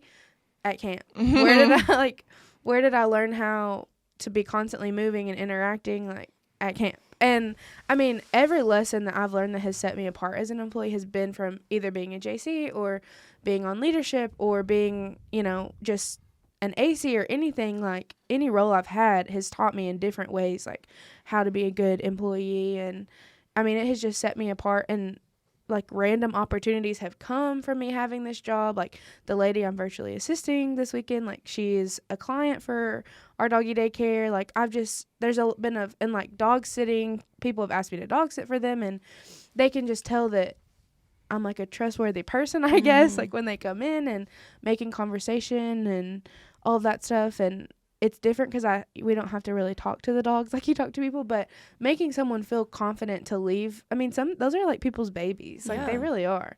And people like feeling confident to leave their dog there for a week long at a time. Like, they're like, there was a customer who called Kathy's personal number and was like, there was this dark-headed girl and she wore glasses, and she was just like, made me feel so at peace about leaving my dog. And, and Kathy told me about that, and I just was like, well, I just was talking to her, like, and it's just crazy. Like, if you just have a conversation with someone, they can tell a difference in who you are. Right. Yeah. And I never thought that it was going to be like that. But you owned your area. Yeah. You owned your area. See the need. I mean, these are things we literally. It's concepts. Yep. Yeah, you're Brookhill. always on. Yeah. Right? You don't take break when there's campers there, when there's JCs there. You don't take breaks. Right. Yeah. Leaders don't take breaks. Leaders are always leading. Yeah. And those are things, and I don't know, you said, is this what the workforce is like? Yes. Yeah. Right. I mean, I've told you guys, just don't be terrible. Yeah. Don't suck. I mean, genuinely, Show don't up. suck. And Show up. Well, that's another thing, too. People used to say showing up is like 70% of it. Now it's like 100% literally. of it. Right. Please is. come. Like, Yes. Yeah, just be on time and Don't quit. be there. Yeah. Yeah. When we've had a lot of people, even since I started working there at the beginning of September. And even people who have started worked for 2 or 3 weeks and quit. And I'm like, this is the easiest job I've ever had. Like, why are you quitting? Yeah. Like, they're like, well, it's really stressful. And I'm like, it's not. And this is It's weird. No, sorry. go ahead. This is something too, like, which we worked together for about 9 months last year. They put us in the same work environment together. And that is something too, like, we have very minimal customer interaction. Like, we have like 2 minutes tops, like I was saying, we get them in and out. But customers would frequently say to both of us, like, you just made my day so much better. True. And like, there were so many times Neely and I would just be laughing or like make someone else laugh in the shop, and like customers would notice that, and we would, and customers would laugh with us. they would laugh like, with us, they would laugh at us because we're funny, and like people would see that we were different just from the way that we interacted with each other and interacted with them. So that was something too that was really cool. Like, we're just different, and we're just different. It's really all you can say. Like, Guess I'm next. So, my job is mostly like self-guided. Like, there's pretty much a process every single day that, you know, you get a box in, you open it, hang clothes up, steam them, take them to the store. And it's just like, it's very repetitive, but it's also like not easy work. It's a lot of lifting, a lot of bending and standing up, and bending and standing up, a lot of like repetitive. And, you know, at camp, it's all about don't tire repetition. We're going to do this 7 For sure. times. Yep. You've heard this song 7 times for 3 summers. Get over it, and you better, you know, the first time you've heard you it. better be the first time you've heard it, and just tiring. Oh, I've had this activity, you know, 4 days a week, 7 times, and it's just like, you know, it's very repetitive work. It's like almost like assembly line work, pretty much. And so, you know, I get in there, and I just answered like an Instagram ad of like seasonal help. And they were like, you can pick your own hours. And at the time, like, my schedule from transferring had been so crazy at school that, like, that was my only option. Like, I really couldn't work a shift. And so I go in there on my first day, and I was like, oh, this is going to be hard. And then I think I, like, did the worst job that they did on the first day. And then I show up the second day, you know, and I'm working every hour I'm not at school. So I'm showing up. You know, pick your own hours. Some people come and some people don't, and it's not really reliable. I was showing up every day. When I wasn't at school, I was a reliable, like, source of help. And during the fall is show season, so we're getting quadruple the amount of clothes that we usually get. And so there's all these people in there. Most of us are in college, and they just, like, were noticing that I was showing up more. And you know, I'd gotten to know the owner, and she's very, like, personal with people at the store and the warehouse, just because she's very involved. And my direct manager had been, like, recognizing me, and, like, there's a lot of people coming in and out, and she just didn't really get the time or take the time to know anybody because we were all busy. And I noticed that she had taken an interest in me. I was like, okay. And at the time I was getting paid, like, I wasn't on payroll, I was getting paid in cash, and it was just like seasonal help. And then eventually I was like, man, I hope they put me on payroll because I got to have a job, or I'm going to have to start looking somewhere else. And I was like, am I doing a good job? Like, I'd been working hard. I mean, doing all that I could. And eventually it got to where, like, they would text me every morning. Are you coming to work? Are you coming to work? Are you coming to work? And I was like, yes, every day I'll be there this time. And, you know, they're like they're meeting these deadlines, and they're not no consistent help except me. They're texting me. And so eventually my manager texted me, and she was like, would you like to be on our full-time payroll? And I was like, of course, like, that would be great. And they called me in the office the next day. We had gotten this huge order in, and, you know, it was me and like 5 other people, and I'd gone to class, and I'd come back, and my boss, like, the look of relief on her face. And I was like, am I? She was like, and I was like, what is it? And she was like, I'm just so glad you're back. And I was like, what do you mean? And she was like, you have to go help them. And I was like, what? And she's like, they've been doing this for 2 hours. And I was like, oh, they're not done? And she was like, no, they're not even close. And I was like, oh, okay, I'll just go back there and figure it out. So I go back there, and I, like, try to fix it. Eventually she sends them home, and I was like, I'll just do it myself, like, tomorrow. And she's like, well, just start on it tonight, and then if you don't get done, finish tomorrow. So I was like, I did it, and I did it in like 30 minutes. And I was like, oh, just come look at it, it's over. And she's like, it's done? I was like, yeah.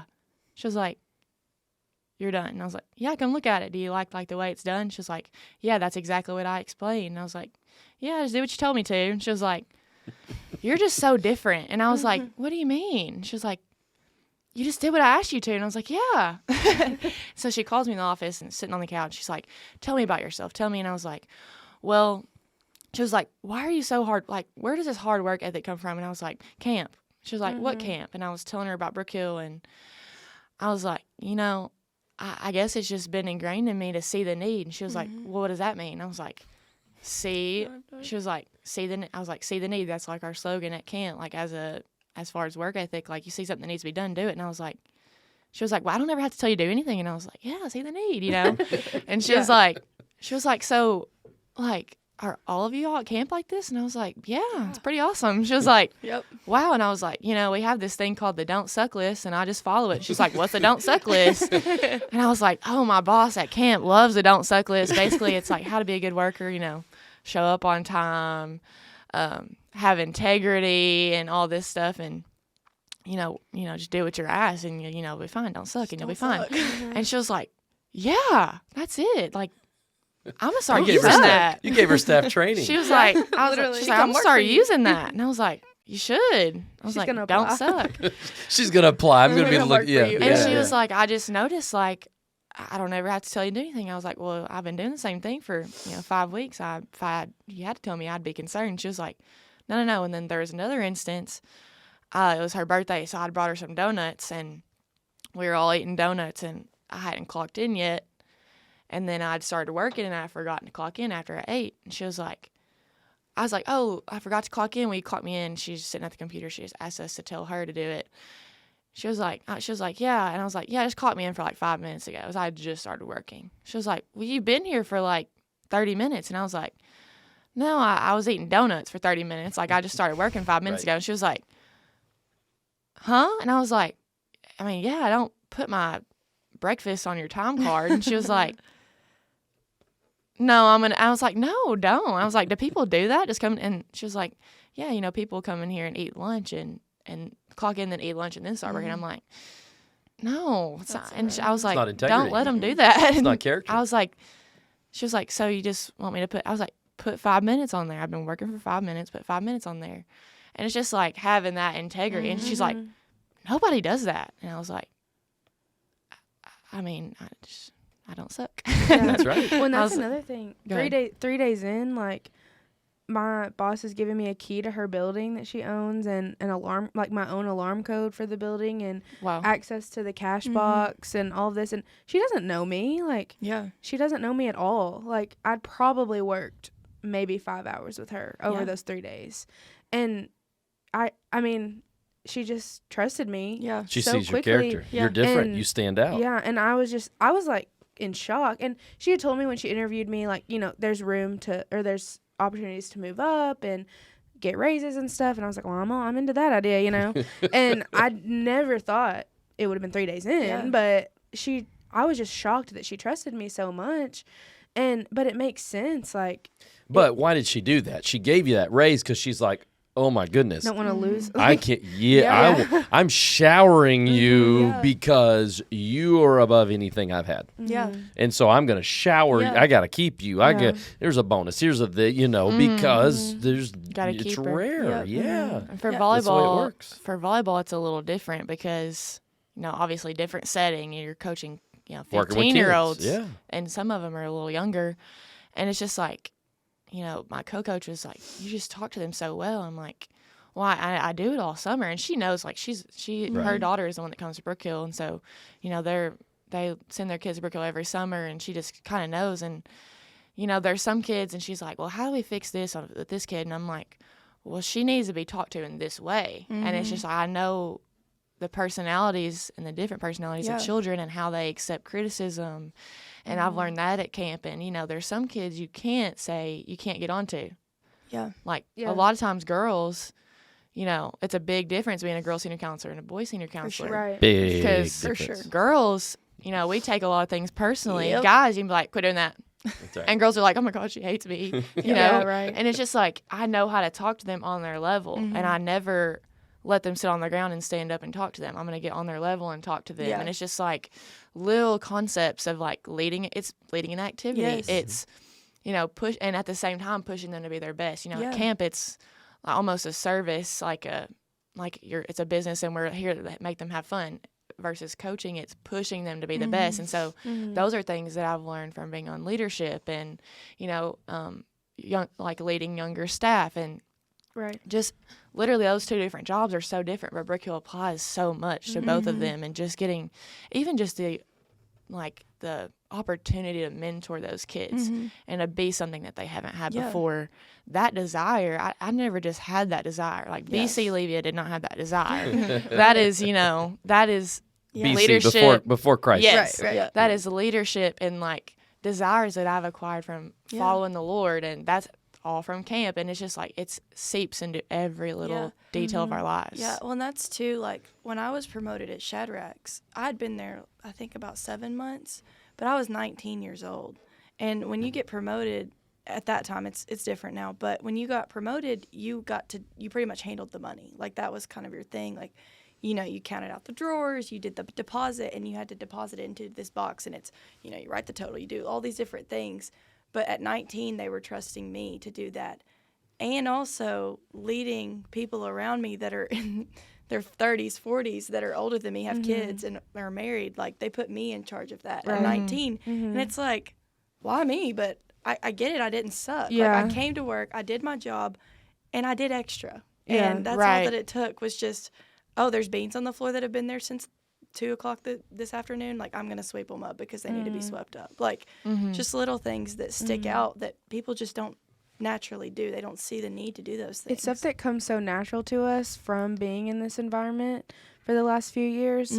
But even literally the other day, one of the guys I was working with, I swept my whole side because it's split into 2 different areas, and I swept everything up and mopped a little bit and everything. And I was here, I handed him the broom, and I was like, do you want to go ahead and sweep up your side so once we close, we can get out of here, and he was like, I don't want to sweep.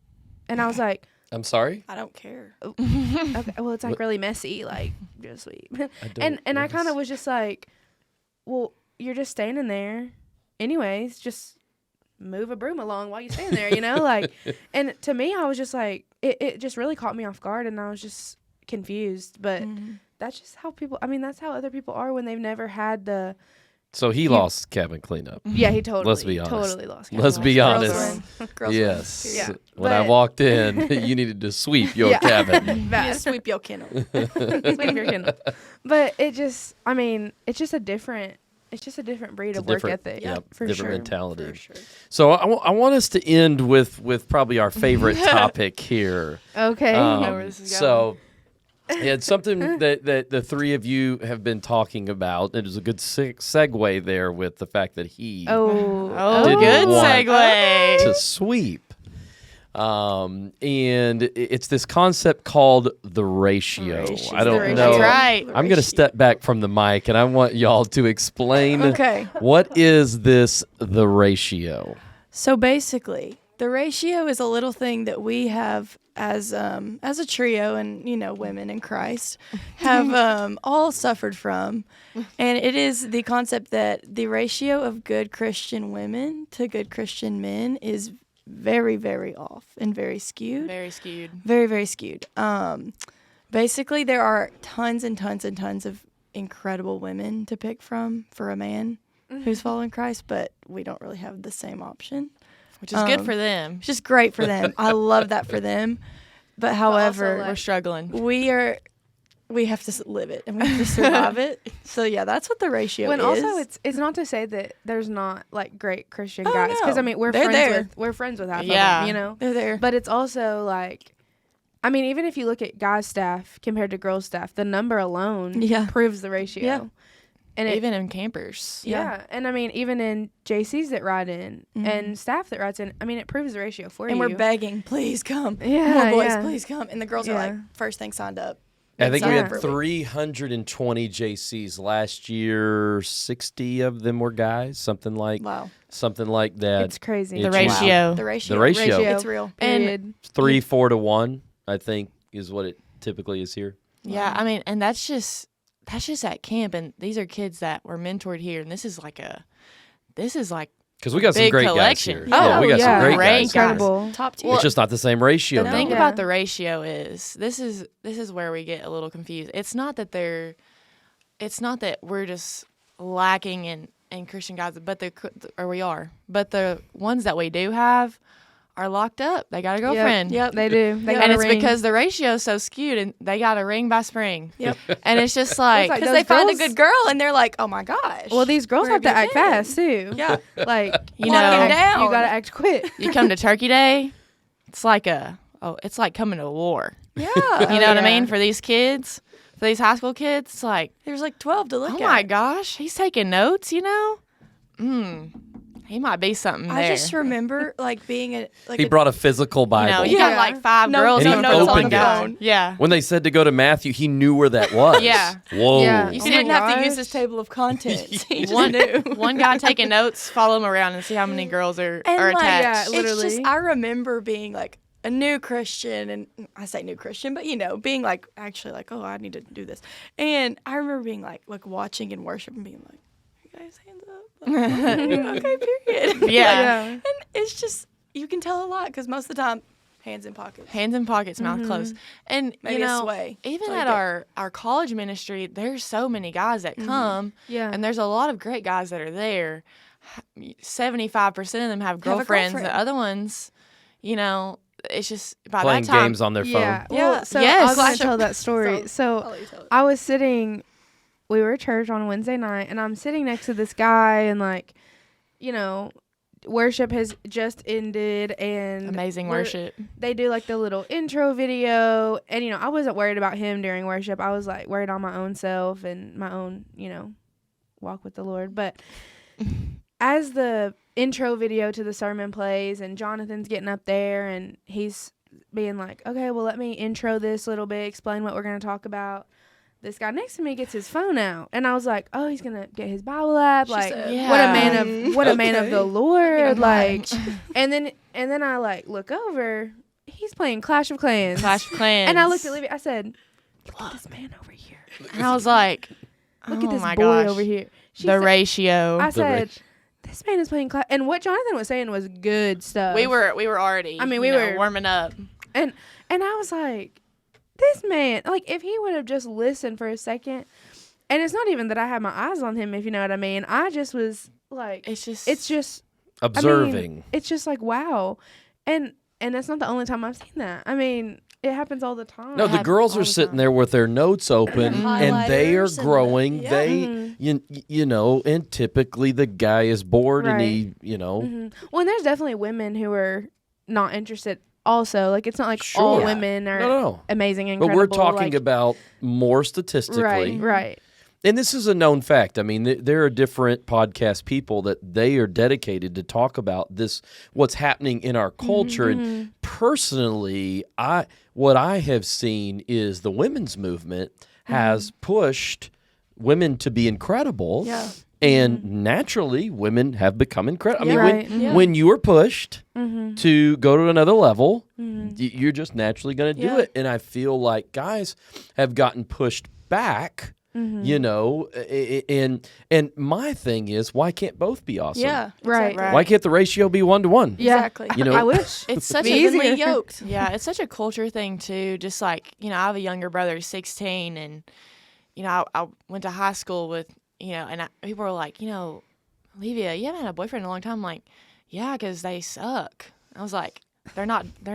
I don't have like the best of options, and like the ones that were great had girlfriends, and it's just like, and then you look at the culture of boys in high school and even college. I mean, almost especially college, and it's like popular to be a clown, and it's popular to be the Yeah. jokes. It's popular to be irresponsible. It's Yeah. popular to do like dumb stuff. And you come to school in high school, and I hear all these guys telling me dumb stuff that they had been doing, and like I'm just like, oh, that was fun. And they're like, yeah, and I was like, I'm Hope thinking you enjoyed loser. that. Yeah. It's just like Yeah. it's just like it's popular to be immature, and then when you see a guy step up, Yeah. they, other guys you might be insecure or just feel like, lesser than. They're like, they're going to tear that guy down. And it's, Yeah. you know, Christian men, I mean, I feel for them because they're getting torn down. Yeah. You know, even more, I feel like more than women, you know, the sure. guys on staff, you know, we hang out with them too. And just them, like, they stand out to me more than I can, you know, I can tell a good guy in a crowd, like, way before any girls. Like, because they have it so hard, and the things and the criticism that they get, and just like it's not popular to be that way. Yeah. Whereas a girl is like, girls, I feel like it's more accepted, but a guy, you know, you talk about like it's almost criticism. trendy for girls. Almost, Yeah. Well, and like you look at media too, and it's like in the media, in TV shows and movies, it's like, oh yeah, like how many girls can you get with, or how much, like how hard can you party, or whatever can you do at this frat party, like, you know, and it's stuff like that. And it's like the media we're consuming is encouraging these men to be completely opposite of like what the word has said. And like for us, it's like we want somebody who is going to lead the relationship, like a man who is following the call of God on his life is going to say, well, I'm going to be there before anybody else. I'm going to lead this, and I'm going to lead this relationship. And I don't know. It's just, it's hard to find somebody who's like genuinely pursuing that and wants that for themselves. Yeah. So like some insight into surviving the ratio, I guess I could give too, because we're all surviving the ratio right now, out here. Is just like, this is something that, because I feel like too, especially for Christian women, we desire to be married, we desire to be mothers, we desire all these different things, like, and it can consume your life, like constantly looking for someone, constantly looking for this guy you're trying to meet every single box that you have and to check them off. And realistically, like, that's a really, really hard standard to put on someone. It's not that fair to put that on a guy always. So I think just looking towards what the Lord says that a man should be and checking it off that way. But just, this is something that I tell myself a lot. Like, when I start catching myself being like, oh my gosh, like, I'm about to be 22. Like, I want to meet my husband. Like, I just want a boyfriend. Like, can I have this? I just tell myself, like, you know, you are not a horrible person. Like, you are not boring to be around. Like, you're pretty cool. Like, you have a lot of friends. Like, you're a likable person. If you were ready to have a person right now, you would have it. But either I'm not ready or he's not ready. So that's just... Yeah. Well, when it goes back to the waiting, it goes back to the waiting we talked about earlier. Like, but truly, like the ratio. I mean, it's a problem. It's but tough being willing to wait, it's no different than friendships. Right. It really you is. had to wait for these friendships. When it's like, and look what has come from that. Exactly. Like, so like, we're learning things right now that could be helping us in our marriage, or in, you know, with a child one day, or you never know what. And we love what you're doing with the like Zoom meeting that y'all are doing. Yeah, and just awesome. like, absolutely. I hope that like that sparks those men to, you know, go out and be leaders, because it's just not popular for them. For girls, it can be like, girls are just, it's easier to be like a Christian woman. I'm not saying it's easy, but it's easier. I feel like men, you know, if you get like a solid guy, they're just, other people want to tear him down because it's all about who's superior and who has the power, and you know, it's just tough. And we just, you know, I think girls are being encouraged. I think they're being encouraged everywhere, whether it's culturally, whether it's biblical. You know, in school, it's okay for girls to go for grades. It's okay for girls to go for sports. It's okay for girls to go to church. It's okay for girls to be successful politically. It's okay. You know, it's celebrated. You know what I mean. And I'm not saying we shouldn't. I think we should do that. But can we have both? Yeah, exactly. And I think that's been the challenge. You know, to go from a culture that it was, you know, men only, and now it's encouraging women only. And can we ever get to the place where we find of both being encouraged to be who God's called them to be? Yep. Right. As women support women, like, why can't women just support women? And you know, women can be really dramatic, and it's like, can y'all just support women? And can men support men? That's right. Yeah, you know? that's good. That's right. Like, hashtag that. Hashtag men support men. Okay, solving it all new right for here your Zoom. on the podcast. That's iron right. Sharpens iron. We'll have to add that. Well, I'm so grateful for you driving down here from the Boyd sorority house that we have. So I'm so grateful for the three of you being here, having an incredible conversation. I love being able to talk about friends today because I think it's such an issue. you. And so I Yeah. love just seeing people who are killing it, and of course your Right. leadership and your jobs and everything. Right. So thank you for being on the Brookhill podcast. Thank you for Thank having Life- us. Thank you so much. Life, legacy, and leadership. I hope you enjoyed this episode. That was fun. Was that fun? That was